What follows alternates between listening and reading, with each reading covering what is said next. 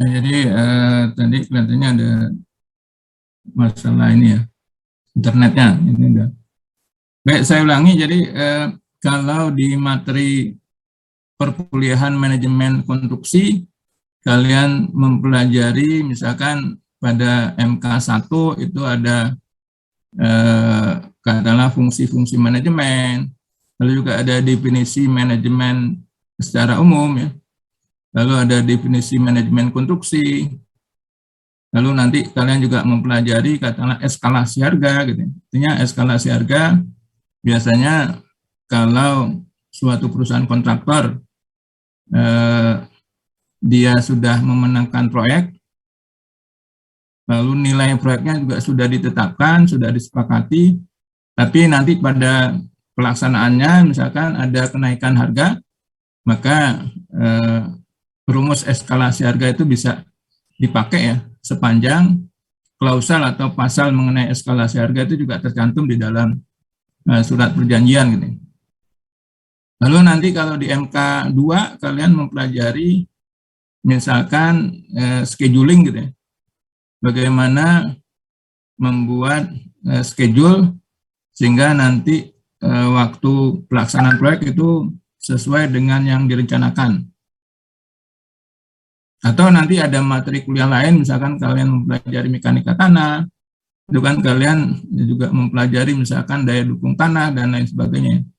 Nah, yang ingin saya tanyakan, ini nanti di ekonomi teknik ini, untuk persepsi kalian mempelajari apa gitu?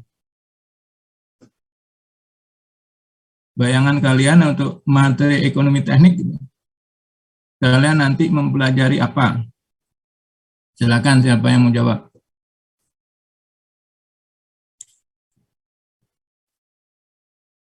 Karena kalian sudah semester 6 ya. Lalu juga nanti materi ekonomi teknik untuk program S1 terapan ya, seperti kalian kan S1 terapan dengan program D3 ini agak beda nanti.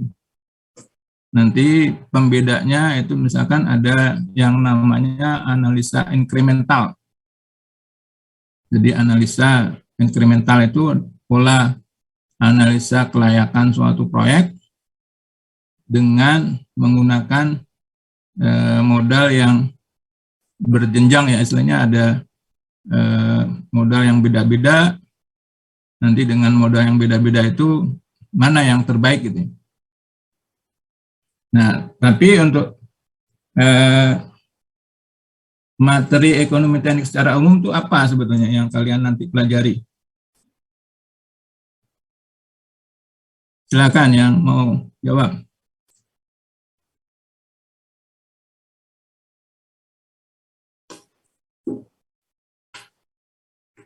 Misalkan ada yang menyebutkan nanti kita mempelajari penawaran atau bid price gitu ya, penawaran harga, penawaran bid artinya tender gitu, penawaran tender. Sebetulnya kalau penawaran itu adanya di materi estimasi biaya atau TS gitu ya.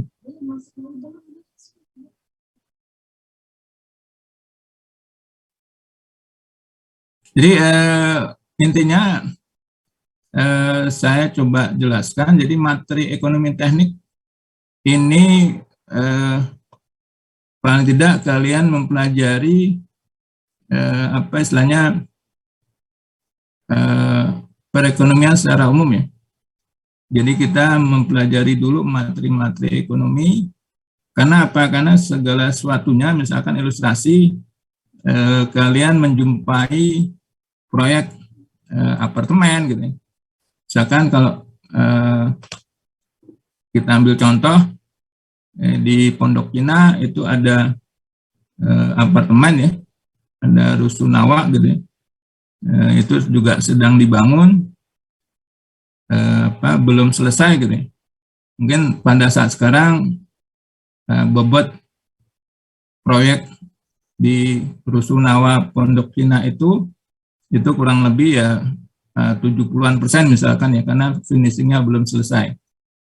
Nah, intinya sebelum proyek itu dibangun itu kan tentunya ada demand ya, ada permintaan. Jadi permintaan misalkan konsumen ya atau katakanlah masyarakat yang ingin menempati hunian gitu, yang dekat dengan sarana transportasi. Kenapa? Karena misalkan konsumen itu mereka berpikiran kerja di Jakarta, untuk akses tercepatnya maka milih moda transportasi kereta api gitu. Nah, sehingga itu memang ada permintaan, ada demand ya. Nah, di sisi lain misalkan pemilik lahan, kalau kita lihat pemilik lahan itu adalah PT KAI ya, apa istilahnya, kereta api atau yang dulu namanya PJKA, perusahaan jawatan kereta api gitu. Itu yang memiliki lahan apartemen Pondok Cina itu. Nah, sehingga mereka melihat peluang karena adanya permintaan gitu ya. Tentunya juga dengan suatu kajian, dengan suatu apa istilahnya survei dulu ya. Maka mereka membuat proposal kalau dibangun suatu apartemen itu menguntungkan ya bagi perusahaan. Maka dibangunlah suatu apartemen atau rusunawa gitu.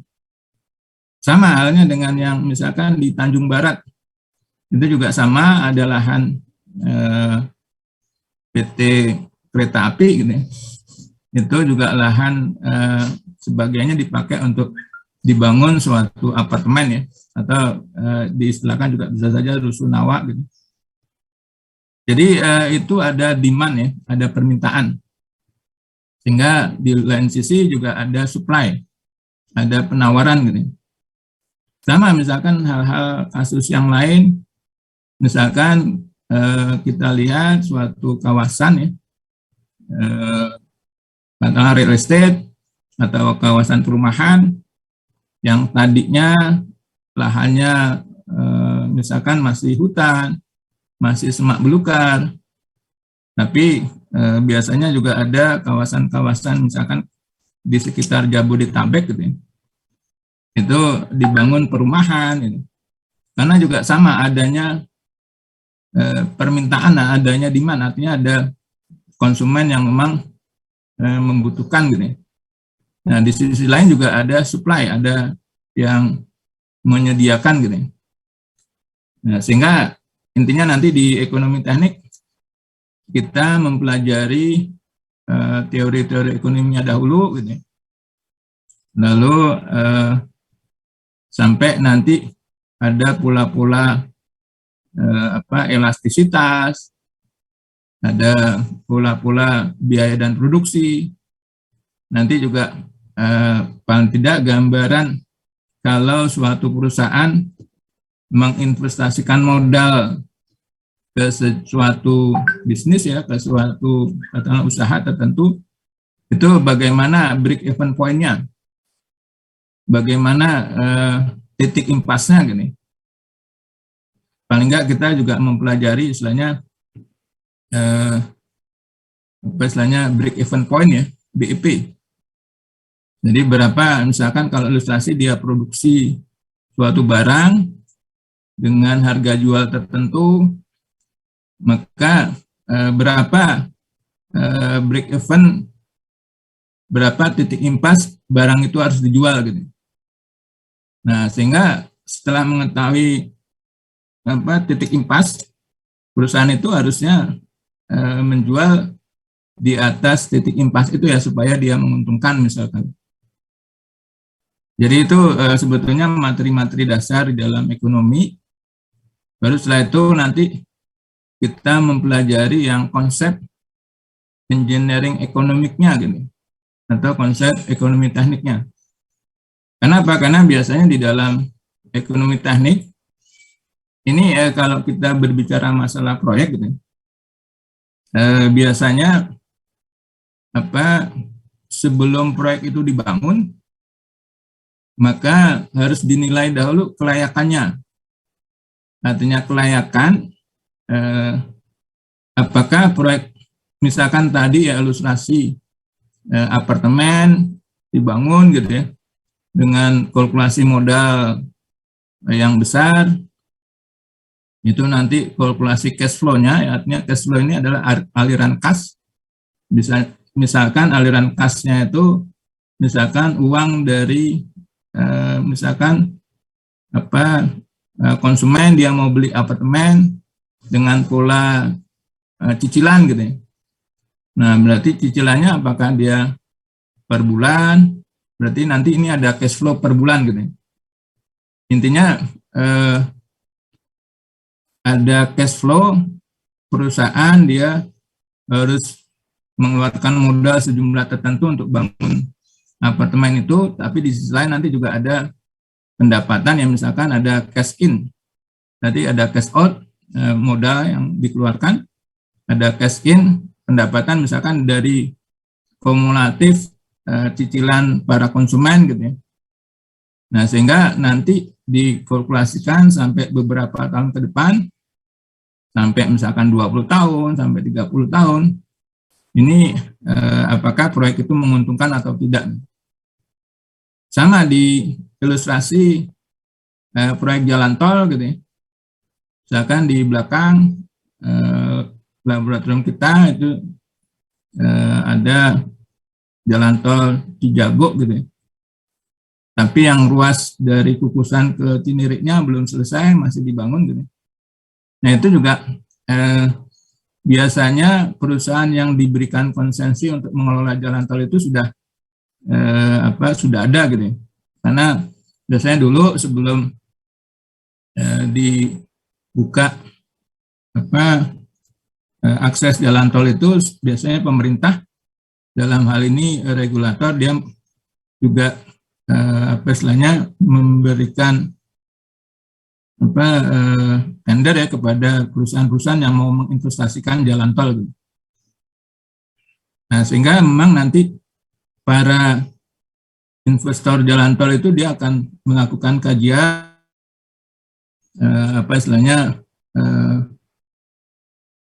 studi kelayakan gitu. Sehingga dia akan coba berhitung nanti dia invest, misalkan mulai dari pembebasan lahan, lalu nanti membangun fisik jalan tol itu sendiri. Nah, itu pola-pola cash out-nya ya, artinya modal yang harus dikeluarkan. Tapi nanti dia diberi konsensi oleh pemerintah selama kurun waktu misalkan 20 tahun, 30 tahun. Nah, selama itu dia bisa menarik uang tol gitu ya. Jadi kendaraan-kendaraan yang lewat itu dia harus bayar, maka itu menjadi pendapatan pengelola jalan tol gitu. Nah, tapi nanti kalkulasi dinilai sampai beberapa tahun ke depan, ini dia layak enggak gitu. Artinya ini menguntungkan atau tidak gitu bagi si investor. Jadi polanya kita akan paling tidak konsep ekonomi teknik itu adalah nilai uang itu selalu berubah gitu.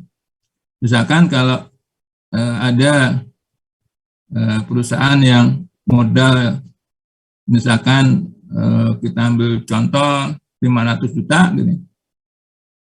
Pada saat sekarang nanti nilai 500 juta pada saat sekarang ini itu sudah beda lagi 1 tahun ke depan gitu. Nilainya tidak 500 juta lagi. Kenapa? Karena ada faktor-faktor yang mengakibatkan perubahan nilai tersebut. Misalkan ada inflasi, ada misalkan ya perubahan harga-harga gitu. Jadi ilustrasi sederhana aja, misalkan kalau kalian misalkan pada saat lulus SMA kalian mengkonsumsikan misalkan bakso gitu ya, itu mungkin 10.000 sudah dapat misalkan ya, ilustrasi ini sederhana aja. Tapi mungkin pada saat sekarang sudah jalan misalkan kalian di semester 6 gitu, itu kalian konsumsi bakso 10.000 sudah tidak dapat misalkan. Nah itu menandakan bahwa memang nilai uang dia selalu berubah gitu ya. Jadi ini yang harus konsep ekonomi teknik ini untuk memahami supaya investasinya itu nanti menguntungkan, maka kita harus memahami konsep engineering ekonomik ya, atau pula-pula diskon faktor lah istilahnya. Jadi itu gambaran materi ekonomi teknik ya. Baik, saya belum masukkan bahan ajar di e-learning ya.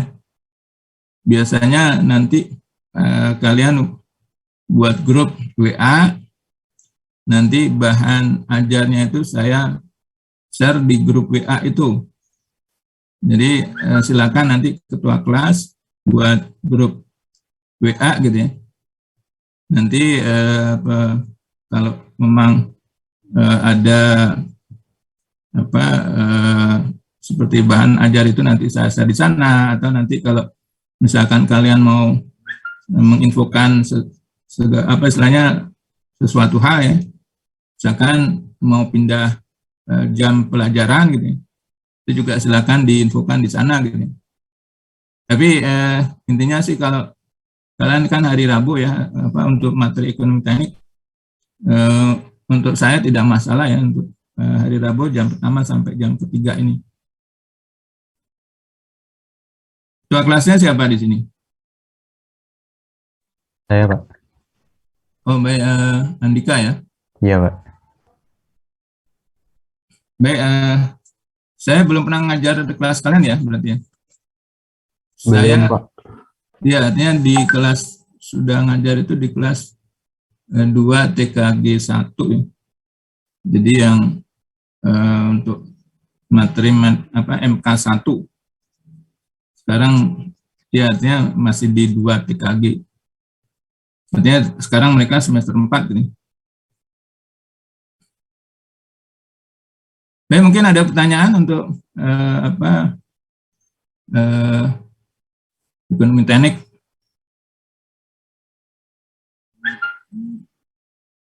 Kalau belum ada, ini coba saya share yang harus kalian pikirkan dulu ya. Lalu saya coba cari bahan.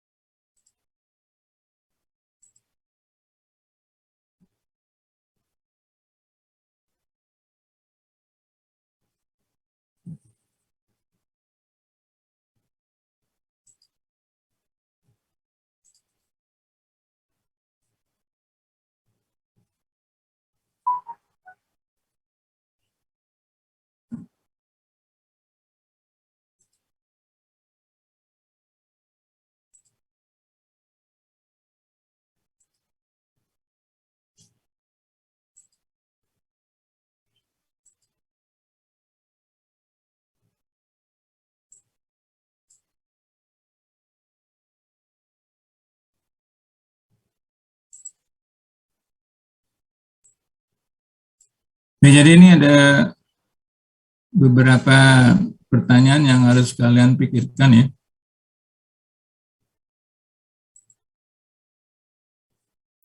Jadi yang pertama adalah mengapa ekonomi teknik itu diperlukan gitu ya.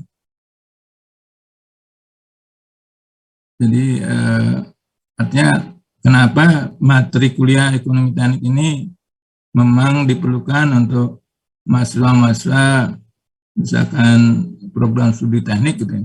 Atau kalau kalian di program studi teknik untuk si gedung misalkan, kenapa dia diperlukan? Jadi ilustrasi kalau materi perkuliahan mekanika teknik itu diperlukan kan karena memang dia sebagai dasar ya untuk menghitung kekuatan struktur bangunan gitu ya, bangunan gedung misalkan. Nah sekarang kalau untuk ekonomi teknik itu kenapa dia diperlukan? Lalu yang pertanyaan kedua, mengapa ya ahli teknik atau engineer ya? Jadi engineer ini kita bisa sebut sebagai juga ahli teknik gitu. Perlu mengetahui aspek ekonomi dalam pekerjaan-pekerjaan keteknikan gitu. Jadi misalkan kenapa dia seorang engineer, seorang insinyur gitu, atau seorang ahli teknik, dia memerlukan harus mengetahui aspek ekonomi ya dalam pekerjaan-pekerjaan keteknikannya. Misalkan kalau kalian nanti lulus bekerja di perusahaan konsultan, artinya wawasan aspek ekonomi juga kalian harus mengetahui.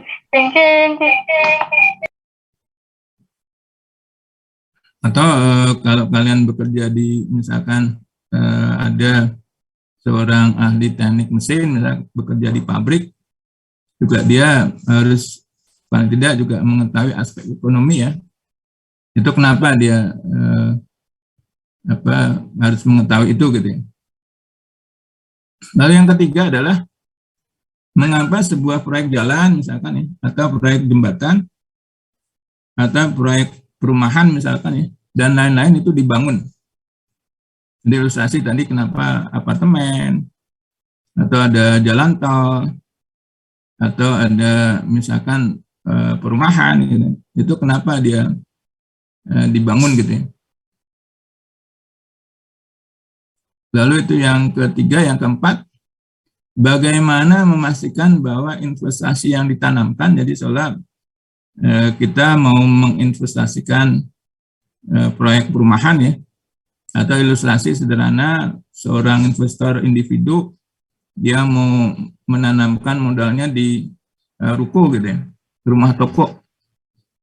Nah dia misalkan bisa saja nanti modalnya misalkan 500 juta gitu ya, dia investasikan, dia tanamkan. Nah lalu bagaimana memastikan bahwa investasi itu, investasi yang ditanamkan ya, akan mendatangkan pendapatan yang lebih besar. Jadi misalkan ilustrasi, dia tadi bangun ruko, misalkan 3 pintu ya, artinya 3 pintu itu 3 ruko yang modalnya misalkan 500 juta, nah sehingga setelah selesai dengan biaya total misalkan 500 juta, lalu bagaimana dia bisa mendapatkan pendapatan yang lebih besar ya. Ilustrasi apakah ruko itu disewakan gitu. Yang disewakan, kalau dia disewakan berapa per rukonya. Jadi istilahnya bagaimana memastikan ya, investasi yang tadi modalnya 500 juta dia bisa mendatangkan pendapatan yang lebih besar. Ilustrasi lebih besarnya nggak masalah, misalkan ini nanti sampai berapa lama gitu. Apakah sampai 2 tahun atau 3 tahun dan sebagainya. Sehingga seolah nanti 500 jutanya ini balik modal dulu gitu. Jadi itu yang keempat. Yang kelima misalkan bagaimana menghitung nilai proyek-proyek di atas apabila akan dipindah tangankan kepada pihak lain ya. Jadi bagaimana menghitung ya. Jadi seolah menghitung, misalkan tadi ilustrasi bangun ruko dengan biaya 500 juta misalkan ya. Lalu yang pertanyaan keempat, kalian sudah mendapatkan gambaran misalkan itu pendapatan yang lebih besarnya berapa ya. Misalkan kalau memang dia disewakan, nilai sewanya berapa, misalkan per bulan atau per tahun, hingga itu nanti break even point-nya atau balik modalnya secara sederhana dia berapa lama gitu. Nah, tapi nanti misalkan ilustrasi kurun waktu 1 tahun itu dipindah tangankan gitu. Atau istilahnya dijual. Nah, lalu berapa nilai yang sepantasnya untuk ruko yang nanti dijual itu gitu. Nah, itu yang coba kalian pikirkan ya. Jadi ini ada 1, 2, 3, 4, 5 pertanyaan yang coba kalian nanti renungkan ya, pikirkan gitu. Ini yang kaitannya dengan investasi, dengan materi perkuliahan ekonomi teknik gitu. Jadi sehingga dengan menjawab beberapa pertanyaan ini sebetulnya kalian bisa punya gambaran ya, bagaimana sebetulnya untuk kita menginvestasikan jumlah modal itu dengan perhitungan yang matang sehingga dia layak ya, atau nanti dia menguntungkan gitu.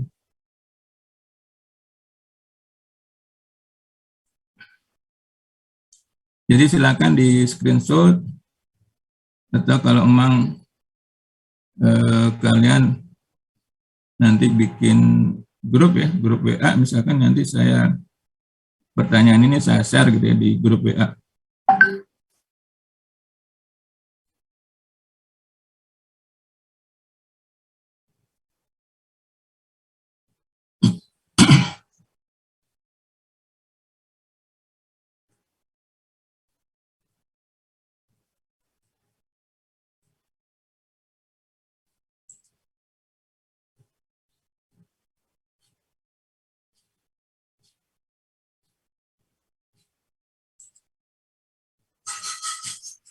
Jadi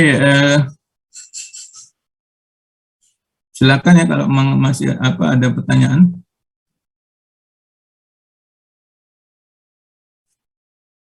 Sambil saya mau cari bahan, jadi nanti di ekonomi teknik ini ada beberapa pembahasan ya. Paling enggak ini saya coba carikan istilahnya kontrak perkuliahan dahulu.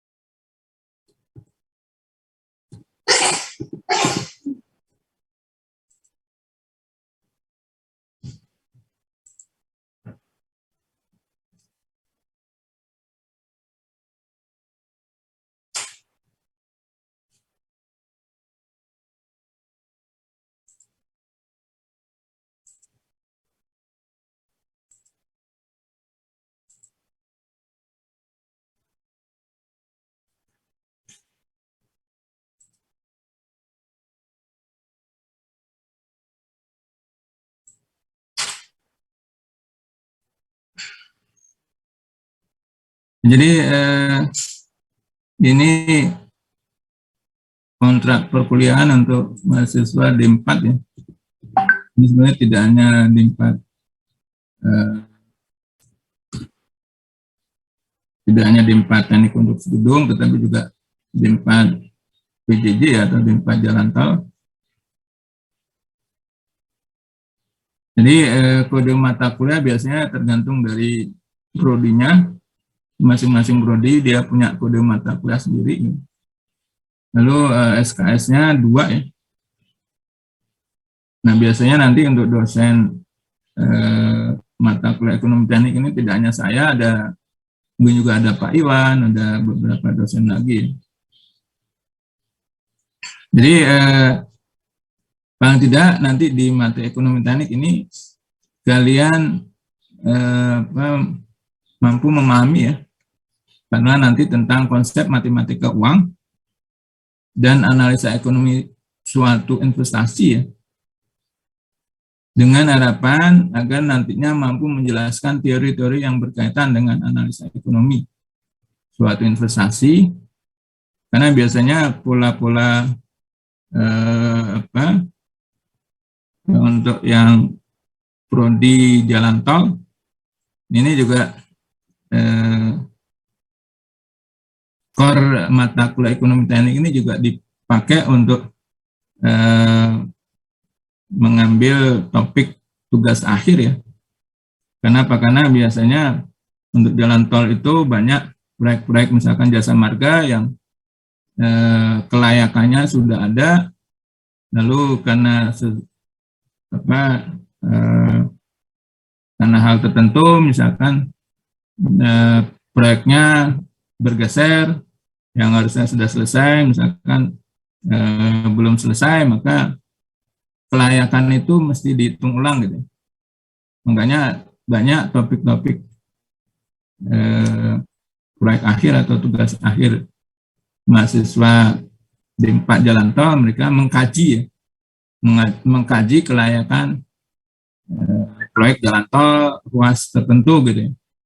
Nah itu intinya data-data yang sudah ada di analisa lagi dengan data-data yang terbaru gitu ya, dengan kondisi-kondisi LHR yang baru, lalu juga nanti bisa saja tarif tolnya juga sudah berubah misalkan, dengan nanti didapat suatu kelayakan yang baru lagi gitu. Jadi itu yang untuk yang program D4 ya. Artinya untuk yang sebenarnya program studi teknik konstruksi gedung juga kalian bisa mengkaji suatu kelayakan, misalkan proyek gedung bertingkat, apartemen gitu. Cuma ya itu paling tidak data-data yang kalian dapatkan itu mudah ya, artinya diberikan oleh pihak katakanlah pihak proyek ya, pihak perusahaan gitu. Jadi kalian bisa mengkaji berapa sebetulnya balik modalnya, berapa istilahnya net present value-nya ya, artinya nilai sekarang bersihnya itu berapa kalau misalkan penilaian sampai dengan 30 tahun misalkan ya.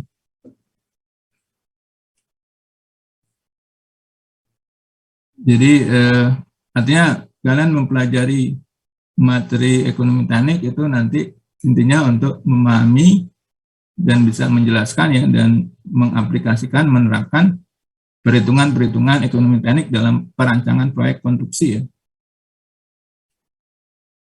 Jadi sebenarnya kasus kelayakan istilahnya proyek biasanya kalau dinyatakan layak, maka dalam waktu beberapa lama lagi proyek itu akan dilaksanakan. Karena memang dia harus benar-benar perhitungannya harus benar-benar layak. Lalu contoh-contoh kasus yang kelayakannya sudah ada ya, misalkan proyek jembatan Selat Sunda, itu kelayakan proyeknya sudah dibuat pada saat pemerintahan sebelumnya ya, artinya sebelum ini, sebelum Presiden kita Pak Jokowi ini dulu pernah membuat kelayakan jembatan Selat Sunda ya. Jadi antara Pulau Jawa dengan Pulau Sumatera itu akan dihubungkan dengan suatu jembatan ya, jembatan namanya Jembatan Selat Sunda gitu.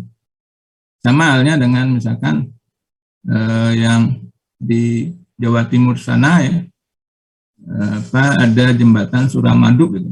Itu menghubungkan antara Pulau Madura dengan Pulau Jawa di daerah Surabaya sana gitu. Nah ini yang jembatan Selat Sunda ini kajian kelayakannya sudah ada gitu. Kajian kelayakannya sudah ada itu ya tentunya gambar-gambar perencanaannya sudah lengkap. Jadi sampai aspek karena biasanya untuk kelayakan ini tidak hanya aspek secara finansial, secara kalkulasi untung rugi, tetapi juga ada aspek sosial, aspek lingkungan gitu. Ya kalau kalian misalkan nanti belajar AMDAL kurang lebih ya adalah ada analisa dampak lingkungan gitu. Ya cuma kajian kelayakannya ini sudah dibuat, tapi sampai saat ini itu proyek itu masih belum direalisasikan ya. Karena bisa saja hitung-hitungan dari sisi pemerintah itu belum menguntungkan gitu. Jadi itu kasus kelayakan proyek Jembatan Selat Sunda yang memang proposal kelayakannya sudah ada gitu, tapi sampai saat ini belum direalisasikan gitu. Nah, cuma yang dalam ilustrasi proyek-proyek dalam pemerintahan sekarang, misalkan kita bisa melihat proses pembangunan pada saat sekarang ya, itu ada kereta api cepat gitu ya, yang mungkin nilai artinya kelayakannya juga ada sebagian pakar yang menilai itu belum dikaji sampai detail gitu ya. Jadi tapi pelaksananya juga sudah dilaksanakan yang awalnya tidak memakai anggaran pemerintah ya APBN, tapi pada akhirnya juga dia memakai APBN gitu. Nah biasanya pola-pola itu sudah masuk aspek politis ya. Nah di materi kita kesampingkan aspek politis gitu. Sama halnya dengan misalkan proyek nanti di Kalimantan ya, IKN ya. Nah, proyek ibu kota negara ya. Nah, itu juga biasanya ini kajiannya kalau dilihat ya ada kita membaca beberapa media massa, mendengarkan beberapa masukan dari pakar gitu. Itu sebetulnya kajiannya belum mendalam sekali gitu. Nah, tapi di sisi pemerintah ini tahun 2024 itu harus sudah paling tidak peletakan batu pertamanya sudah gitu. Atau nanti paling tidak sudah ada fisiknya gitu. Nah, ini yang soalnya juga dia kalau dinilai mayoritas keputusan politik, artinya bisa saja pemerintahan saat ini dia harus meninggalkan sesuatu yang monumental gitu ya. Jadi mayoritas atau yang terbesar itu masuk ke dalam aspek politik gitu. Baik, jadi ini kurang lebih nanti yang diharapkan kalian setelah selesai mempelajari materi ekonomi teknik. Ini nama saya, lalu ini juga alamat saya ya. Nama ini tadi sudah ada yang kontak mengingatkan saya ngajar hari ini. Ini jadi nomor HP saya.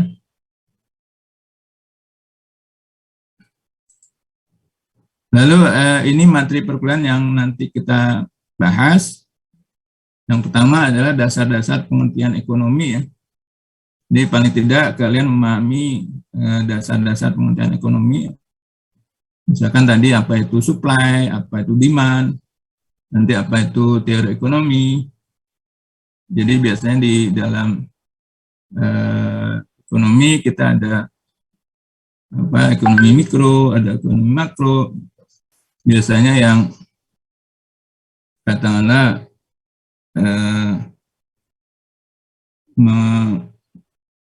istilahnya realisasikan perputaran kegiatan ekonomi ini adalah ekonomi mikro gitu. Biasanya pelaku-pelaku ekonomi ini dikategorikan ekonomi mikro. Jadi dia ada perusahaan, ada katakanlah masyarakat, ada katakanlah ilustrasi perusahaan dia mau mencari bahan baku yang murah, gitu ya. Jadi berapa harga dasar, itu adalah di pembahasan-pembahasan ekonomi mikro ya. Tapi untuk yang ekonomi makro biasanya ini dia ada di pemerintahan ya. Dan ini bagaimana pemerintah dia bisa katakanlah menjaga stabilitas nilai tukar gitu. Misalnya nanti bagaimana pula suku bunga gitu. Atau nanti bagaimana pemerintah dia harus memikirkan pendapatan per kapita masyarakat. Jadi itu adalah aspek-aspek di ekonomi makro. Lalu juga kita akan bahas, misalkan ada mekanisme dan persaingan pasar. Di pola-pola persaingan pasar, kalau satu barang atau satu produk ya itu dikuasai oleh satu perusahaan, itu kita sebut monopoli ya. Nah biasanya pola-pola misalkan untuk di Indonesia hajat hidup orang banyak itu dikuasai oleh negara. Nah, sehingga bisa saja nanti negara yang memonopoli ya misalkan perusahaan PLN itu kan memonopoli masalah pengadaan sumber listrik ya. Kita tidak melihat perusahaan lain ya selain PLN gitu, yang dia mengadakan lalu juga dia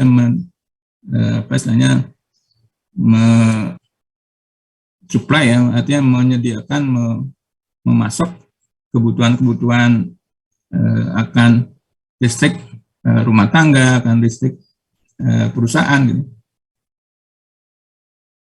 Jadi itu dikuasai oleh PLN. Jadi bisa disebutkan bahwa PLN dia menguasai, memonopoli ya pengadaan listrik gitu, untuk di Indonesia gitu. Lalu nanti ada persaingan yang misalkan kita ambil contoh merek mobil gitu. Jadi ada Toyota, ada Suzuki, ada lain-lainnya. Jadi ada beberapa perusahaan dia bersaing di pasar. Nah, biasanya namanya tidak monopoli lagi, tapi juga biasanya dikatakan oligopoli gitu. Tapi yang biasanya untuk sisi konsumen, kalau persaingannya dia sempurna, maka sebetulnya diilustrasikan bahwa perusahaan ini dia akan mencari konsumen ya, dia bersaing ya, mencari konsumen. Jadi dikategorikan persaingan sempurna ini yang sebetulnya menguntungkan konsumen ya, sehingga harga dia bisa kompetitif gitu. Artinya si konsumen bisa mendapatkan harga yang paling murah gitu. Jadi nanti kita mempelajari pola-pola mekanisme dan persaingan pasar. Lalu juga nanti ada biaya dan produksi gitu. Ilustrasi kalau di secara umum di istilahnya perusahaan ini ya kita bisa menamakan ada yang namanya biaya pasti ya, fixed cost. Jadi biaya pasti adalah biaya-biaya yang sudah dikeluarkan pasti gitu. biasanya biaya-biaya fix ini dia meliputi biaya-biaya gaji pegawai, atau nanti biaya rekening PLN, rekening telepon gitu, yang biasanya tetap ya per bulan, per periode waktu gitu. Tapi di samping biaya fixed cost, itu juga ada biaya variabel ya, atau yang disebut sebagai variable cost. Nah, variable cost ini biasanya tergantung dari output atau dari apa yang dihasilkan ya. Ilustrasi kalau misalkan perusahaan itu menghasilkan produksi barang, kalau misalkan suatu saat perusahaan tidak berproduksi, maka variable cost-nya juga tidak ada gitu. Artinya biaya bahan baku tidak dikeluarkan gitu. Tapi nanti semakin besar output produksi, maka variable cost-nya juga akan semakin besar gitu. Jadi variable cost dia tergantung dari output-nya ya. Lalu nanti kaitannya dengan produksi dikali harga jual, itu nanti ada pendapatan. Dengan nanti di biaya dan produksi ini kita juga menghitung break even point maupun menghitung keuntungan gitu. Lalu ini yang nanti yang keempat, ini matematika uang, ini yang konsep nilai uang terhadap waktu ya. Ini yang polanya kalian harus memahami bahwa nilai investasi itu selalu tergantung dari modal yang dikeluarkan gitu.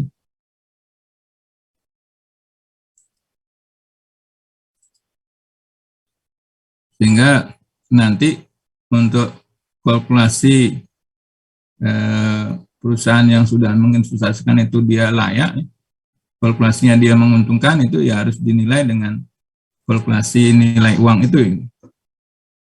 Nah, biasanya nanti untuk menghitung nilai uang kita ada konsep interest, ada konsep interest rate, konsep suku bunga gitu. Lalu yang kelima kita bahas metode perbandingan ekonomi ya. Ini ada beberapa metode penilaian kelayakan. Misalkan ada net present value atau nilai sekarang bersih gitu. Ada metode annual gitu, ada metode tahunan gitu.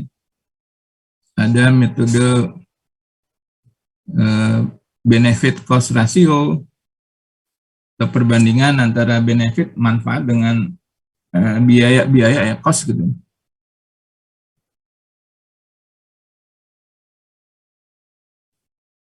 Jadi ini nanti kita akan mempelajari beberapa pemilihan alternatif itu ya, artinya akan mempelajari penilaian kelayakan.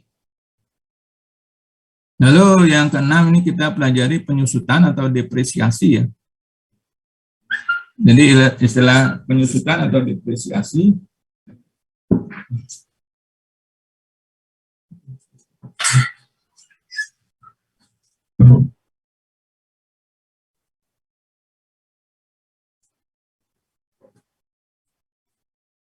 jadi istilah depresiasi atau penyusutan ini itu biasanya memang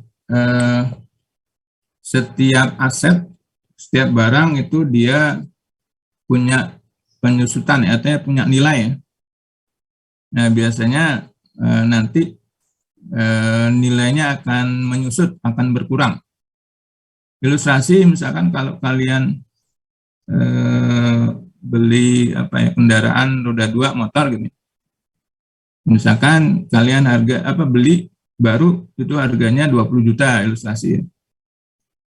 Tapi nanti setelah dipakai selama 1 tahun, itu nilainya tidak 20 juta lagi. Nah, ini berarti dia memang ada penyusutan, ada pengurangan nilai gitu. Jadi sama nanti ilustrasi kalau suatu bangunan proyek gedung ya, baru dibangun, itu akan dinilai berapa nilai kekayaan perusahaan itu akan gedung ya. Jadi berapa aset gedung tersebut. Nah, nanti nilainya mungkin karena dia baru, maka sejumlah nilai biaya proyek. Tapi nanti setelah dipakai selama 1 tahun, nilainya tidak sebesar itu lagi. Biasanya dia akan menyusut. Apalagi setelah dipakai selama 2 tahun, 3 tahun, bahkan misalkan sampai 10 tahun. Gitu. Jadi memang segala sesuatunya, yaitu aset ya, itu mengalami penyusutan, mengalami depresiasi. Tapi memang ada beberapa aset yang tidak menurun ya nilainya, tapi malah menaik. Ilustrasinya adalah tanah ya, lahan.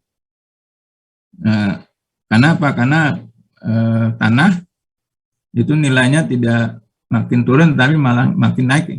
Karena memang suplai akan tanah kan tidak, artinya dia tetap ya, tanah tidak akan lebih luas ya, artinya, maka karena ilustrasi lahan ini dia terbatas, pada nanti yang menginginkan lahan itu banyak gitu, kan lama kelamaan nilainya akan naik gitu, jadi dia tidak menyusut tapi malah naik. Sama halnya misalkan kalau kita melihat katakanlah emas gitu. Emas dia boleh dibilang memang ada nilai naik turun. Gitu. Tapi kalau dinilai dalam jangka panjang, ini emas menaik ya. Walaupun memang mayoritas stabil gitu. Karena juga emas ini jadi dipakai untuk nilai yang selain nilai lindung biasanya bagi negara-negara ya. Artinya negara, artinya suatu negara dia mau memegang emas ya, cadangan emasnya itu besar supaya dia memang melindungi nilai tukar mata uang di negara itu gitu. Karena memang saat ini kan yang menjadi istilahnya patokan nilai lindungnya itu selain emas ya biasanya dolar ya. Karena memang dolar Amerika itu kan banyak negara-negara yang misalkan dia mengadakan kegiatan ekspor lalu juga ada impor itu. Nah, biasanya memang nilai tukar suatu negara, ya, misalkan kita rupiah dengan nanti nilai tukar dolar. Gitu. Sama negara yang lain juga misalkan Malaysia gitu ya, itu nanti mengadakan ekspor impornya juga dia patokannya nilai mata uang Malaysia ringgit gitu dengan dolar ya, sehingga memang mata uang dolar Amerika ya terutama ini juga masih dicari ya. Jadi dia untuk istilahnya nilai yang banyak dijadikan patokan untuk nilai stabilnya suatu perekonomian negara gitu.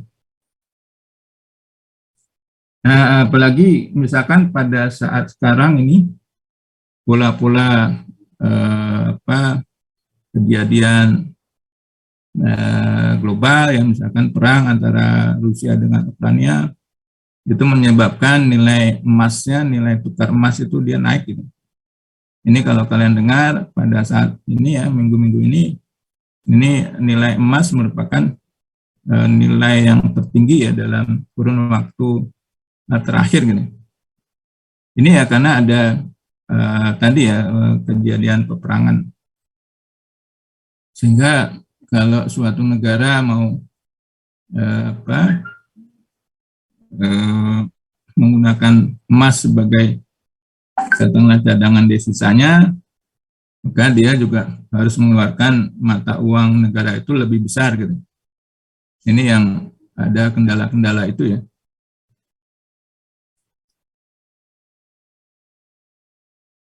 Atau biasanya barang-barang yang tidak mengalami penyusutan biasanya ada yang kita sebut barang antik ya, barang seni yang sudah kuno gitu ya. Misalkan lukisan yang sudah berumur lama gini, dia nilainya malah meningkat ya, malah apa mahal gitu. Dia tidak menyusut. Jadi ini biasanya pengecualian ya, artinya ada barang-barang yang dia tidak menyusut tapi malah nilainya meningkat gitu. Itu tadi ada barang-barang seni, barang-barang apa istilahnya antik ini. Misalkan kalian ada mobil antik dirawat, nah maka nilainya itu biasanya akan mahal gitu. Jadi selain depresiasi juga nanti kita bahas pajak ya, pajak atau biasanya tax dan inflasi. Nah ini biasanya pajak dan inflasi ini dia kalau nanti awal-awal kita membahas suatu cash flow ya atau aliran kas yang belum termasuk pajak, belum pajaknya istilahnya belum dihitung ya, bagaimana pola-pola keuntungan sebelum pajak gitu. Nah nanti pada perkuliahan nanti menjelang akhir-akhir kita sudah memperhitungkan pajak gitu. Di pajaknya juga dihitung, maka pola-pola kalau ada cash flow, kalau ada misalkan suatu proyek dengan penilaian sampai beberapa waktu ke depan, ini sudah memperhitungkan pajak, bagaimana keuntungannya. Sama nanti inflasi juga nanti kita pola menghitung berapa inflasi ya terhadap besar interest rate. Lalu poin 9 ini yang polanya beda dengan yang hanya D3 gitu. Nanti kita bahas alternatif yang saling berdiri sendiri atau mutually eksklusif ya, ini yang polanya adalah analisa inkremental gitu.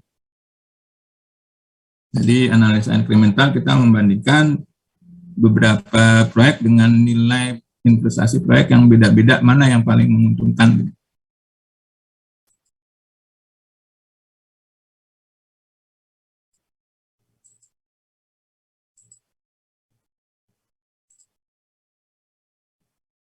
Jadi itu beberapa materi kuliah kita. Lalu paling tidak saya informasikan juga nanti untuk penilaian ya. Ini umum ya untuk materi untuk penilaian. Biasanya penilaian di mata kuliah teori itu ada tugas dan kehadiran, itu dia 30%. Lalu untuk ujian tengah semester ini bobotnya juga 30% gitu. Untuk ujian akhir semester itu 40%. Jadi itu materi untuk penilaian ya. Katakanlah untuk tugas, misalkan bisa saja nanti ada tugas individu, ada tugas yang tugas kelompok gitu ya.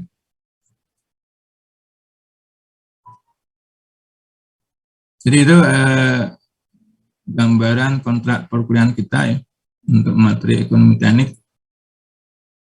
Silakan juga kalau ada pertanyaan.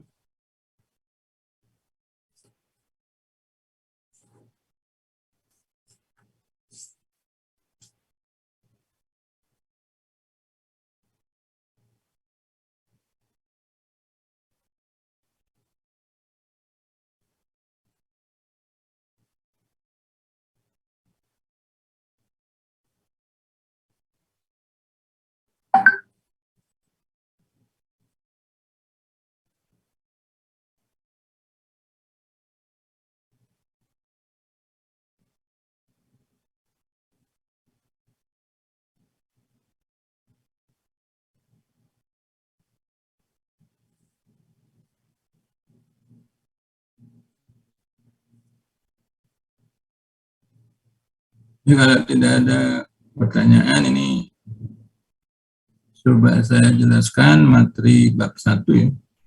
Intinya sebenarnya materi bab 1, bab 2, bab 3 itu paling enggak selesai dalam waktu 2 minggu ya. Nanti materi yang bab 4, matematika uang atau konsep nilai uang terhadap waktu ini yang kita akan coba bahas lebih detail gitu. Jadi ini bab 1, coba saya jelaskan.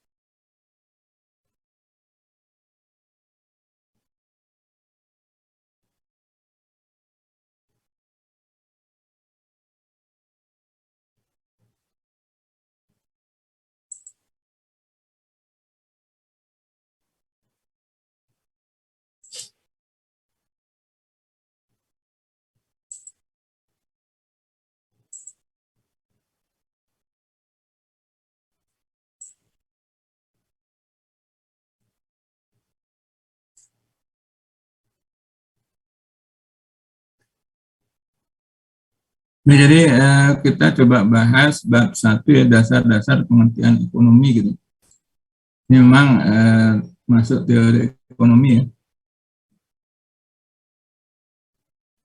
Intinya di bab 1 ini biasanya di dalam pola buku ajar itu ada tujuan materi ya. Ini tujuan materi ini tidak perlu kita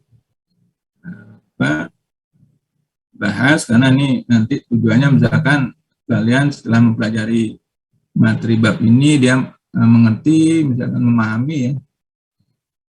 Ini kita langsung ke 1.2 pendahuluan.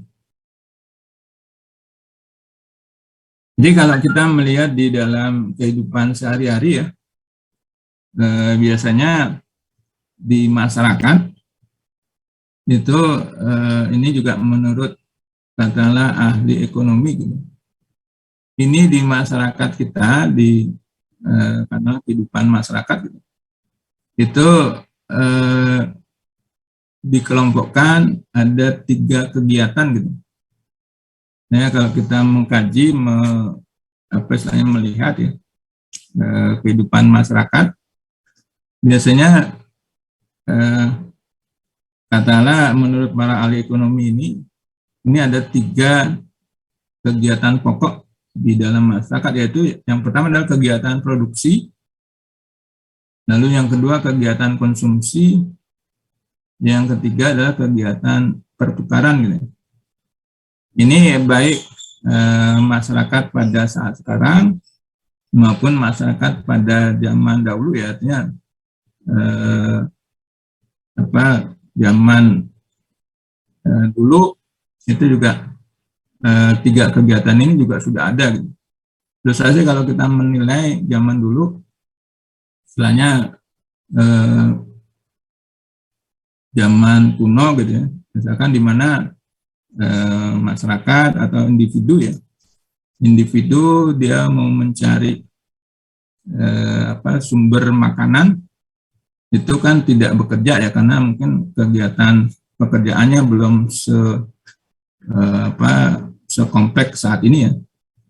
Misalkan individu pada zaman dulu itu dia hanya mengetahui bercocok tanam atau dia pergi ke hutan gitu. Nah, sehingga untuk memenuhi kehidupan, untuk memenuhi kebutuhan makannya, itu bisa saja individu itu atau misalkan ya seseorang yang sudah punya keluarga, dia akan cari untuk memenuhi kebutuhan makannya, misalkan dengan pola pergi ke hutan, cari bahan makanan nih, dari buah-buahan misalkan, atau bercocok tanam gitu. Nah, pola kegiatan mencari bahan makanan ke hutan, lalu juga bercocok tanam itu dikategorikan kegiatan produksi. Jadi kegiatan produksi ya, itu dia kalau pada saat sekarang seseorang untuk memenuhi kebutuhan hidupnya, misalkan dia sudah berkeluarga, maka dia harus bekerja gitu ya. Bekerja tentunya di sektor formal, jadi karyawan. Nah, misalkan karyawan itu dia bekerja di suatu perusahaan yang pabrik misalkan ya. Nah, pabrik dia mengadakan produksi. Atau bisa saja nanti individu tadi dia bekerja di sektor jasa gitu ya. Misalkan jasa menjadi perusahaan bekerja di perusahaan konsultan ya. Dia konsultannya adalah konsultan perencanaan, jadi jasanya adalah jasa perencanaan. Sama pola perusahaan jasa perencanaan itu dia adalah dia memproduksi ya, yaitu memproduksi gambar-gambar ya. Kalau mau perencanaannya adalah perencanaan gambar arsitektur, gambar struktur misalnya. Jadi sama dia ada kegiatan produksi ya. Atau pola-pola dia bekerja di pemerintahan juga, pemerintahan itu dia mengadakan kegiatan produksi ya, artinya jasa pelayanan masyarakat. Jadi pertama ada kegiatan produksi, lalu kegiatan yang kedua adalah kegiatan konsumsi. Jadi di masyarakat itu ya selalu ada kegiatan konsumsi ya. Kalau ilustrasi dulu, zaman dulu ya misalkan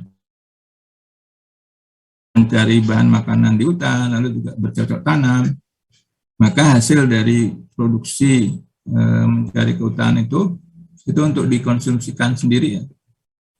Intinya dia cocok tanam, nanti panennya itu juga untuk dikonsumsi. Nah, tapi jadi itu ada kegiatan konsumsi. Atau kalau pula hasil produksinya panennya berlebih, ini nanti bisa saja sebagian disimpan ya, disimpan, atau nanti pola-pola ada individu-individu yang misalkan satu dia bercocok tanam padi, dia punya kelebihan padi ya, lalu yang individu lain dia ada bercocok tanam akan buah-buahan ya, nah lalu juga ada kelebihan. Maka bisa saja nanti kurun waktu tertentu ada kegiatan pertukaran ya. Jadi antara padi dengan buah-buahan itu di barter, ditukar gitu. Jadi ada kegiatan produksi, ada kegiatan konsumsi, ada kegiatan pertukaran gitu. Kalau pada saat sekarang ya, zaman modern ya, kegiatan konsumsinya biasanya tadi ilustrasi seseorang tadi bekerja di sektor formal perusahaan ya, lalu dia perusahaannya memproduksi suatu barang sehingga dari hasil keuntungan perusahaan itu perusahaan dapat membayar gaji karyawan ya, sehingga nanti karyawan dia dapat penghasilan, nanti sebagian penghasilan itu akan dibelikan kebutuhan hidup gitu. Akan dibelikan bahan baku, makanan, ya. Sehingga itu ada kegiatan-kegiatan produk konsumsi juga. Atau nanti pola-pola kegiatan konsumsinya itu ya dengan pola pertukaran ya, artinya tadi seseorang mendapat gaji, uang ya, lalu dia nanti akan mengkonsumsikan segala sesuatunya dengan alat tukar uang tadi. Artinya pada saat sekarang memang sebagian besar pertukarannya itu dengan suatu nilai tukar uang gitu. Atau yang kalau kita masih amati ya, yang dengan skala besar antar negara gini, bisa saja kegiatan-kegiatan produksi, konsumsi, dan pertukaran ini juga sama istilahnya kalau suatu negara dia punya produk unggulan gitu ya. Lalu ada negara lain juga dia ada punya produk unggulan, sehingga nanti karena antara satu negara dengan negara lain juga dia saling membutuhkan, maka produk-produk unggulannya juga bisa di barter gitu ya. Dulu pernah misalkan pola kita barter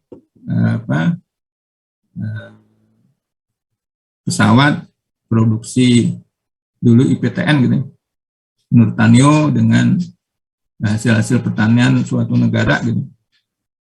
Jadi itu kegiatan-kegiatan pertukaran di level negara, di level pemerintahan. Atau kalau pada saat sekarang kegiatan pertukaran itu dia menggunakan pola-pola uang ya.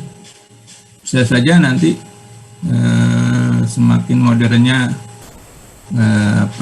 teknologi ya, mungkin pertukarannya tidak lagi menggunakan dalam bentuk uang ya. Ini mungkin dalam bentuk uang digital gitu. Misalkan kalian hanya pakai kartu ya, apakah dia pulanya kartu kredit, OVO, itu yang jelas kalian tidak perlu ada bentuk uang saya tidak perlu uang dalam bentuk cash gitu. Kalian bisa melakukan pertukaran gitu. Apalagi nanti pola-pola ke depan tidak lagi hanya misalkan mata uang suatu negara dengan negara lain ya, tapi sekarang ini sudah merambah kepada apa yang namanya kripto gitu. Jadi istilahnya kripto itu pola-pola biasanya suatu nilai yang diharapkan stabil gitu ya. Itu tidak mengandalkan nilai mata uang suatu negara gitu. Jadi kedepannya ya bisa jadi nanti suatu kripto ini dia akan menjadi suatu nilai tukar gitu. Karena juga sudah ada kasusnya ya, yang pola Tesla, mobil Tesla itu kan belinya tidak dengan mata uang tapi dengan kripto gitu.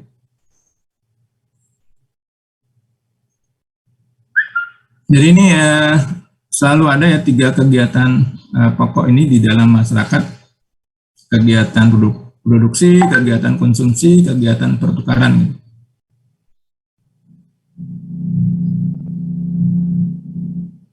Baik, jadi sesuai dengan apa kegiatan di masyarakat itu, maka definisi ilmu ekonomi juga dia didasarkan 3 kegiatan itu ya. Jadi definisi ilmu ekonomi adalah suatu cara individu atau masyarakat untuk memilih dari berbagai alternatif penggunaan sumber daya produktif yang jumlahnya terbatas untuk diproduksikan menjadi berbagai jenis barang serta mendistribusikannya untuk dikonsumsikan pada berbagai golongan penduduk. Jadi ini bisa seseorang, bisa masyarakat ya, bagaimana seseorang atau masyarakat itu memilih suatu sumber daya produktif untuk bisa katakanlah hasilkan sehingga dia dapat istilahnya konsumsikan kepada masyarakat. Ilustrasi kalau kita ambil contoh di suatu masyarakat tertentu, katakanlah di daerah Jawa Tengah ya, kita ambil contoh di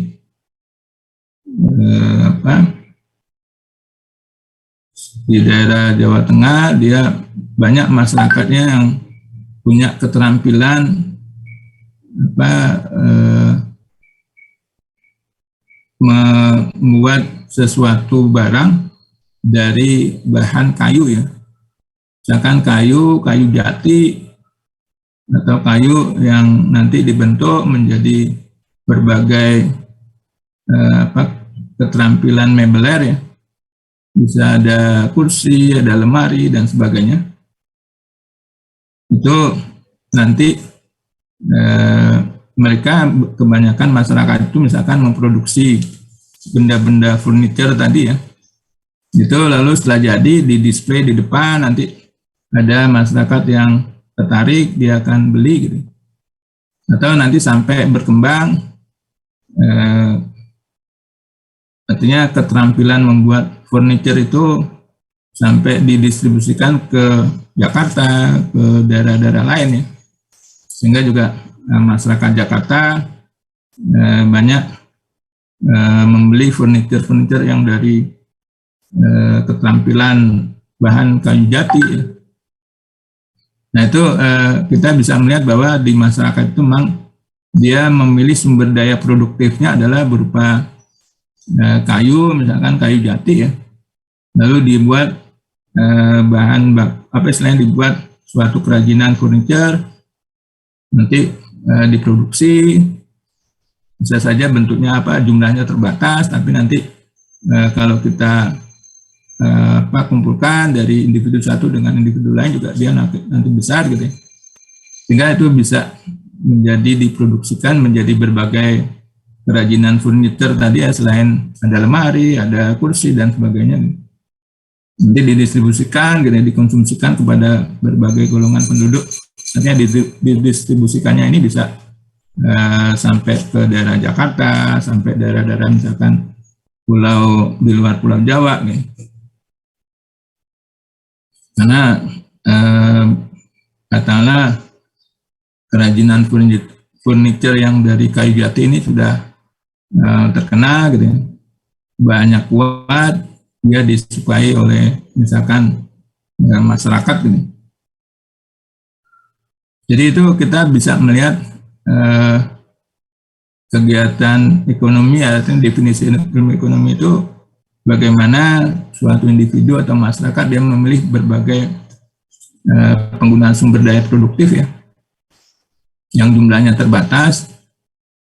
Atau kalau tadi polanya adalah daerah Jawa Tengah, kalau pola yang lain misalkan daerah yang dia menghasilkan, kita ambil contoh kerajinan keramik gitu ya. Nah ini bahan bakunya tanah liat. Ini sebagian masyarakat di sana punya keterampilan tanah liat itu bisa dijadikan berbagai keterampilan benda keramik gitu. Mulai dari genteng keramik, lalu juga ada katakanlah perabotan keramik. Itu daerah Pleret ya.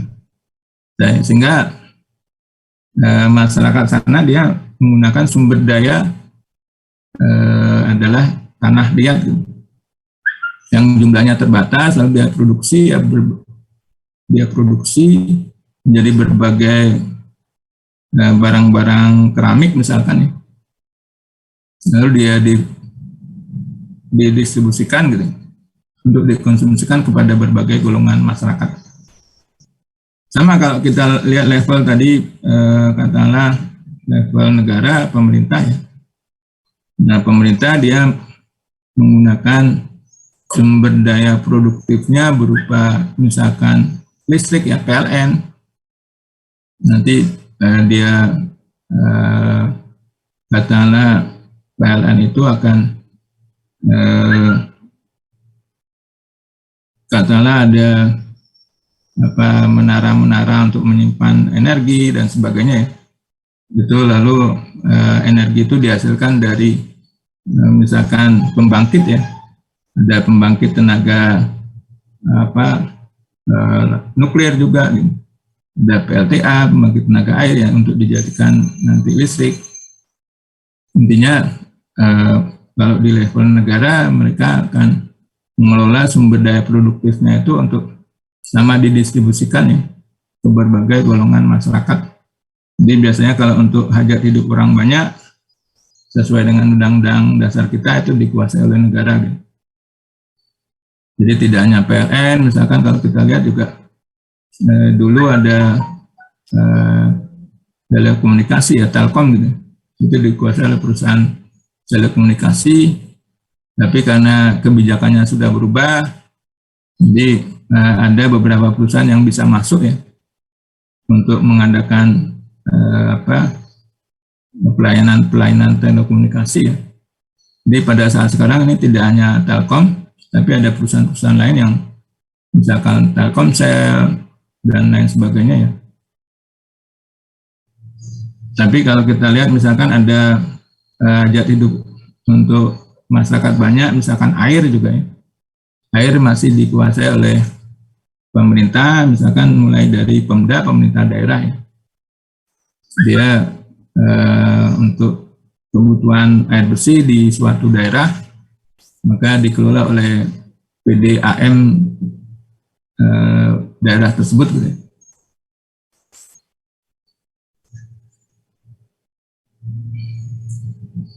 Jadi ini definisi ilmu ekonomi, lalu kita masuk ke teori ekonomi. Teori ekonomi itu ada dua ya. Tadi ada ekonomi mikro, yaitu ekonomi yang berkaitan dengan masalah konsumen, masalah produsen, penentuan harga, lalu klasifikasi pasar, biaya produksi, dan masalah-masalah yang lingkupnya kecil lainnya ya. Jadi sebenarnya kalau di ambil secara sederhana bahwa ekonomi mikro ini dia adalah pelaku-pelaku ekonomi ya sampai ke masyarakat. Jadi bagaimana pelaku-pelaku ekonomi itu supaya dia tetap eksis, tetap menguntungkan, dia tentunya dia harus cari harga dasar ya, artinya dia mencari bahan baku yang semurah-murahnya, lalu nanti dia kreasikan akan menjadi bahan jadi dijual kepada masyarakat, tapi juga masyarakatnya ini harus dia istilahnya harga jualnya ini ya yang seolah mampu dibeli oleh masyarakat gitu. Sehingga kan ada segmentasinya juga. Ini kalau kita melihat ada barang-barang untuk katakanlah masyarakat kebanyakan, lalu barang-barang untuk orang-orang yang misalkan levelnya lebih tinggi gitu ya. Jadi itu pola-pola ekonomi mikro ya, bagaimana perusahaan dia akan mencari bahan baku yang murah, lalu dia akan memproduksi, lalu juga dia kalkulasi dengan harga jual yang sesuai dengan segmentasi pasarnya gitu. Sampai misalkan pola-pola apa istilahnya ekonomi mikro juga dia harus mengetahui misalkan pendapatan masyarakat itu sebetulnya berapa, pendapatan istilahnya klasifikasi yang misalkan sektor apa istilahnya masyarakat yang menengah itu sebetulnya berapa, masyarakat yang rendah itu berapa misalkan. Lalu untuk yang kedua adalah ekonomi makro. Jadi kalau ekonomi makro yaitu teori ekonomi yang membahas masalah-masalah pendapatan nasional ya. Jadi kalau tadi pendapatan individu yang apa istilahnya untuk masyarakat bisa mendapatkan suatu barang ya yang diproduksi oleh pelaku-pelaku ekonomi. Tapi kalau untuk pendapatan secara keseluruhan, misalkan pendapatan per kapita masyarakat di Indonesia itu berapa, itu menjadi kebijakannya pemerintah. Artinya ilustrasi supaya pendapatan masyarakatnya meningkat, berarti kan selain pemerintah dia harus menyediakan lapangan pekerjaan gitu. Supaya masyarakat yang sudah memasuki usia kerja ini juga dia bekerja ya, sehingga bekerja dia mendapatkan penghasilan, maka kalau katakanlah penghasilannya besar, nanti tentunya juga berdampak pada pendapatan apa, suatu masyarakat dia juga akan besar. Tapi kalau misalkan kebijakan pemerintah dia masih tidak berpihak kepada penciptaan lapangan pekerjaan, sehingga nanti masyarakat banyak yang nganggur, tidak bekerja, nanti di sisi lain dikalkulasi pendapatan per kapitanya akan rendah. Jadi ini masalah-masalah pendapatan per kapita nasional dia menjadi masalah ekonomi makro ya. Sama nanti ada kebijakan fiskal pemerintah, ilustrasi bagaimana suatu produk ya itu dikenai fiskal, dikenai biaya apa istilahnya materai ya, biaya istilahnya kalau kita melihat suatu rokok itu ada cukai, maka setiap batang rokok dia juga dikenai untuk setor ke pemerintah gitu. Jadi ada kebijakan moneter ini yang pula apa menstabilkan suku bunga. Biasanya kebijakan moneter ini di Indonesia dipegang oleh otoritas BI ya, Bank Indonesia gitu. Jadi pula BI juga Bank Indonesia dia harus bisa menstabilkan nilai tukar ya, nilai tukar antara rupiah dengan dolar. Ini biasanya terkait juga dengan nilai suku bunga. Ini bagaimana pola suku bunga supaya tidak memberatkan masyarakat ya, artinya tidak memberatkan pengusaha yang membutuhkan modal. Dia kan butuh modal, biasanya larinya nanti ke bank untuk biasanya pinjam ya. Nanti bunga pinjaman ini juga dikalkulasi tidak terlalu besar. Tapi nanti sumber dari uang yang bank ini, uang yang dimiliki bank ini kan juga dari masyarakat. Artinya masyarakat dia menabung ya, menyimpan uangnya di bank, mendepositokan juga misalkan ya. Itu juga nanti masyarakat itu dikasih bunga gitu.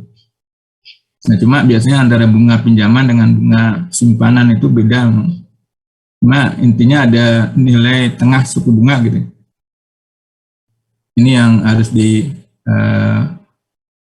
oleh BI, kebijakan suku bunga ini ya, supaya dia tidak memberatkan pelaku-pelaku usaha gitu. Lalu ada masalah inflasi, devaluasi, perdagangan internasional ya. Dan masalah-masalah yang lingkupnya besar itu dikategorikan ke dalam ekonomi makro gitu. Intinya ekonomi makro dia merupakan ranahnya pemerintah. Tapi kalau ekonomi mikro dia ranahnya pelaku-pelaku usaha gitu. Sehingga sebetulnya bagaimana pemerintah dia juga bisa menggerakkan roda perekonomian, bisa menghidupkan sektor-sektor real ya, yang memberikan peluang kepada pelaku-pelaku usaha ini ya, memberikan peluang di sektor ekonomi mikro.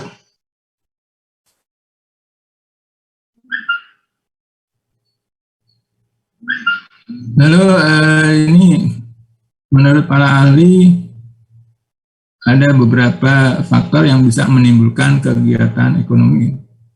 Ada misalkan ada faktor penggerak. Ya biasanya faktor penggerak ini adalah faktor yang sangat dasar ya. Ilustrasi seseorang dia sudah berumah tangga, maka untuk menghidupkan misalnya untuk memenuhi kebutuhan hidup anggota keluarga, dia kan harus bekerja gitu. Harus bekerja, misalkan dia di sektor formal menjadi karyawan, tapi kalau dia tidak katakanlah gagal di sektor formal, maka faktor penggeraknya tetap dia harus hidup ya, artinya dia harus memenuhi kebutuhan hidup keluarga dan dirinya sendiri gitu. Biasanya dia akan tetap mencari peluang-peluang. Kalau memang tidak di sektor formal, dia bisa saja di sektor informal ya. Nah, di sektor informal ini bisa saja dia menjadi apa istilahnya usaha apa kecil-kecilan gitu. Artinya yang dia bisa lakukan, ya misalkan dia punya keterampilan tertentu, maka dia bisa usaha sesuai dengan keterampilannya itu. Itu adalah faktor penggerak.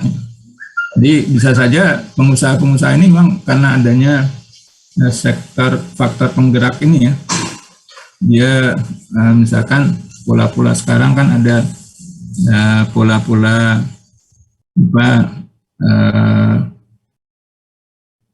istilahnya ekonomi kreatif, lalu juga pola-pola usaha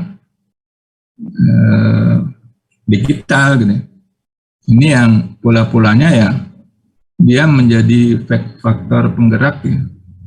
Karena memang manusia harus hidup, ya manusia harus punya penghasilan, maka segala sesuatunya kalau dia tidak bisa bekerja, maka dia bisa berusaha di sektor formal, menjadi pengusaha, menjadi entrepreneur gitu. Lalu ada faktor penunjang gitu ya. Ini biasanya faktor penunjang adalah sumber-sumber ekonomi, baik harus diolah dahulu maupun langsung.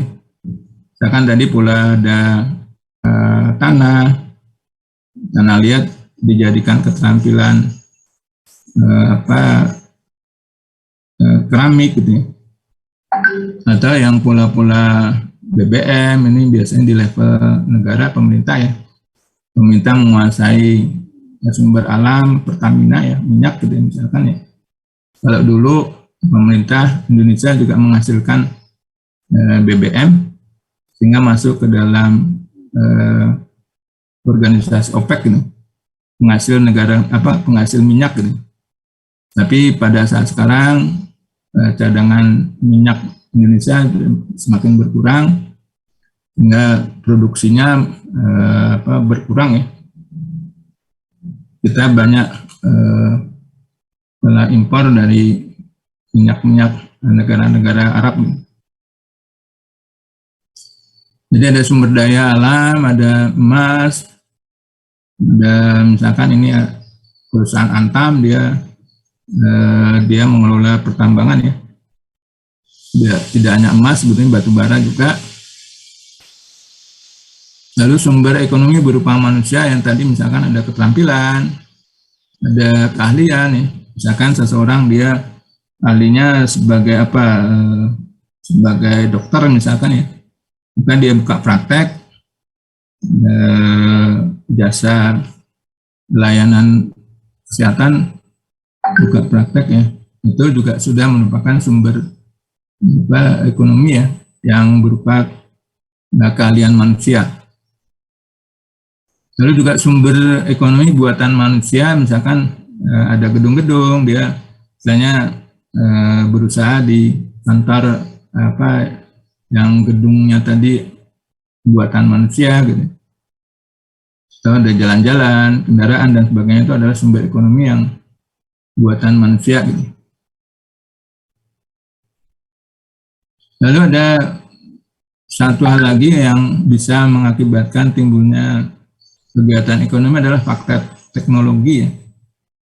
Jadi ini faktor teknologi, ilustrasinya adalah misalkan kalau pada saat sekarang teknologi digital, teknologi internet ya, ini banyak bermunculan sehingga ada kegiatan-kegiatan yang memang ilustrasi kalau dulu tidak ada Gojek ya, tidak ada Grab gitu.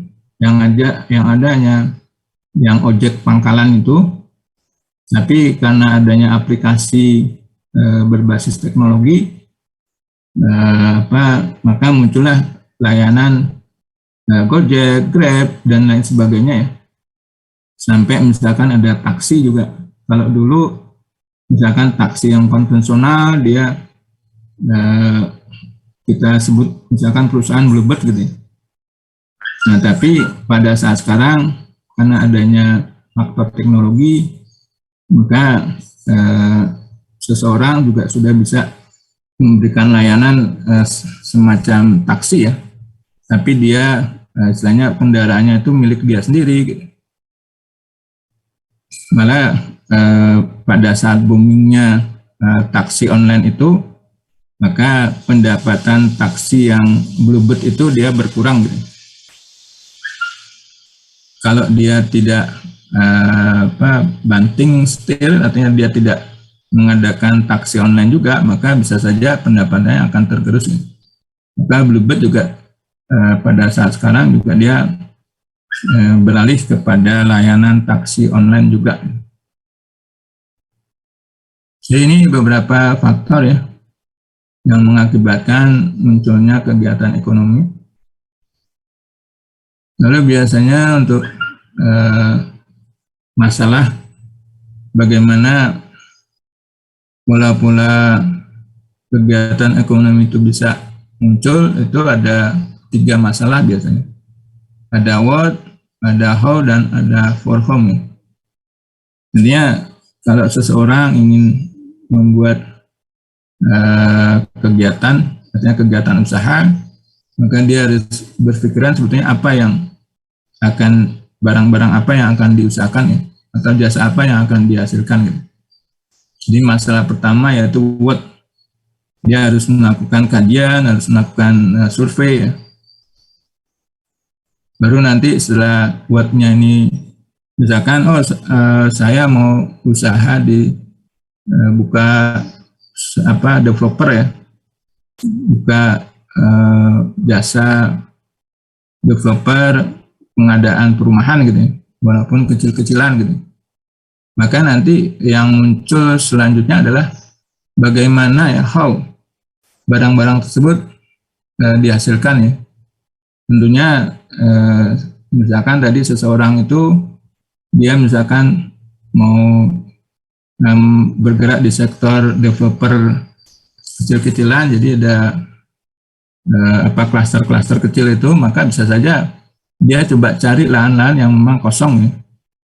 Bisa saja nanti dia kerjasama sama pemilik lahan, nanti dia kreasikan, dia buat desain menjadi klaster-klaster kecil, lalu nanti dia buat brosur, dia tawarkan kepada konsumen, sehingga masalah how juga bisa direalisasikan ya. Masalah bagaimananya juga ini bisa diatasi ya. Sampai misalkan kalau dia bagaimana membangun rumah-rumah itu ya, dia bisa saja cari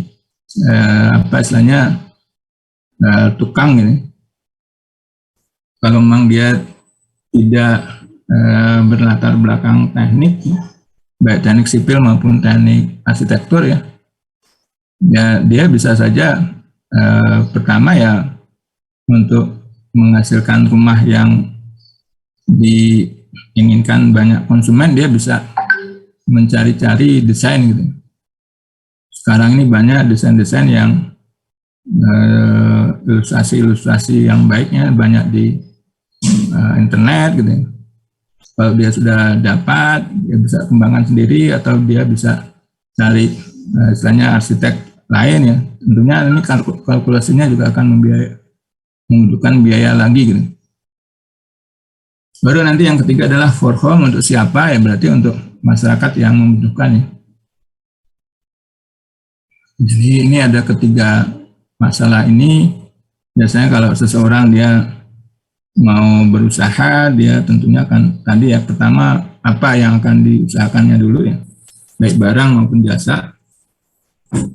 Nanti kalau ada muncul yang kedua, how, misalkan modal, dia tentunya bisa cari ke bank gitu. Nanti pola-polanya dia harus kalkulasi, kalau bunga pinjamannya berapa, nanti setelah dia bisa berproduksi, dia akan jual berapa. Nah, jadi itu ya materi kita bab 1 ini, nanti kalian pelajari dulu. Ini sama, ini dia masalah 3 grafik gambar mekanisme harga. Ini ada what, how, dan for whom. Ini sebetulnya masalah ini bisa dipecahkan ke dalam diagram mekanisme harga ini. Di dalam diagram mekanisme harga ini ada konsumen, ada produsen, ada pasar barang atau pasar jasa, ada pasar faktor produksi. Ilustrasi pasar faktor produksi ini misalnya pola-pola bursa kerja gitu. Jadi bursa kerja itu kita sebut sebagai pasar faktor produksi. Karena biasanya yang membutuhkan tenaga kerja ini kan pihak produsen gitu. Nah, tapi yang mensuplai tenaga kerja itu masyarakat atau konsumen gitu. Dia biasanya seseorang yang sudah lulus, dia mau bekerja, tentunya dia akan cari, melamar atau cari di job fair, di bursa kerja gitu. Artinya dia menawarkan, yang mensuplai. Nah, nanti yang membutuhkan ya produsen, perusahaan, demand. Tapi kalau di pasar barang, ini kebalikannya, pihak konsumen dia membutuhkan demand, pihak produsen dia akan mensuplai. Jadi polanya kalau pihak masyarakat, konsumen dia butuh perumahan, nanti ada developer dia yang menawarkan perumahan. Nanti polanya ya dealnya itu ada di pola-pola tarik-menarik antara konsumen dan produsen. Jangan tadi harga rumah, si produsen, developer sudah membuat beberapa brosur ya. Nanti pihak konsumen yang membutuhkan rumah ya tinggal memilih mana yang paling sesuai dengan kebutuhannya si konsumen. Tapi nanti muncul harga ya, harga rumah, harga misalkan pola-pola yang lain, misalkan harga pakaian dan sebagainya. Nah, jadi ini nanti kalian coba baca sendiri ya masalah bab 1. Jadi ada demand, ada supply, ada elastisitas. Nah, sebaiknya setelah ini kalian ketua kelasnya buat grup WA ya. Nanti bahan ajar akan saya share di grup WA tersebut. Baik, jadi sekarang sudah jam 9 hampir jam 10. Untuk materi kuliah hari ini saya cukupkan. Sebelumnya mungkin ada pertanyaan. Silakan kalau ada pertanyaan.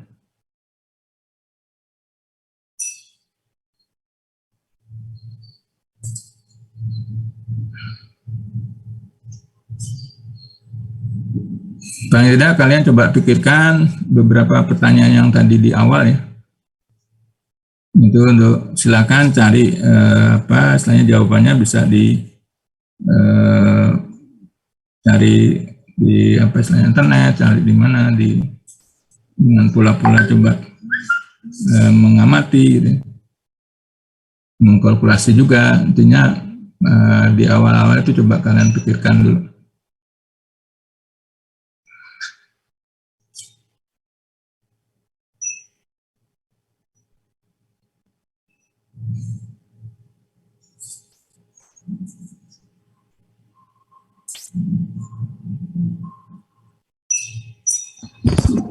Pak, izin bertanya, Pak. Ya, silakan. Untuk absen pada hari ini gimana ya, Pak? Soalnya di e-learning belum ada untuk absennya, Pak. Oh, belum ada ya? Iya, Pak. Ya, kalian jumlahnya berapa ini? 20, Pak, satu kelas. Satu kelas 20, ya berarti hari ini masuk semua ya? Ya, berarti intinya hari ini kalian masuk semua. Nanti saya coba lapor ke administrasi jurusan, biasanya Mbak Suci ya. Saya akan lapor bahwa untuk perkuliahan ekonomi teknik hari pertama, minggu pertama ini kalian masuk semua gitu. Nanti setelah minggu-minggu berikutnya mungkin saya akan coba buat absensi, kalian bisa isi di e-learning ya. Tapi biasanya untuk mata kuliah saya yang mengurusi absensi sih biasanya memang administrasi ya. Tapi coba nanti saya koordinasikan dengan administrasi apakah memang masih administrasi atau dosen yang harus buat gitu. Kalian kan sudah diberi itu ya, apa ya istilahnya, apa untuk masuk ke e-learning itu oleh Enrollment key, Pak. ya, enrollment mungkin sudah ya? Sudah, Pak, sudah masuk kita. Oh ya udah. Sama Bu Suci juga, Mbak Suci. Sudah diberi sama siapa? Enrollment key-nya untuk mata kuliah ekonomi teknik. Sama Mbak Suci kemarin, Pak. Oh ya udah. Ya, Pak. Ada lagi mungkin?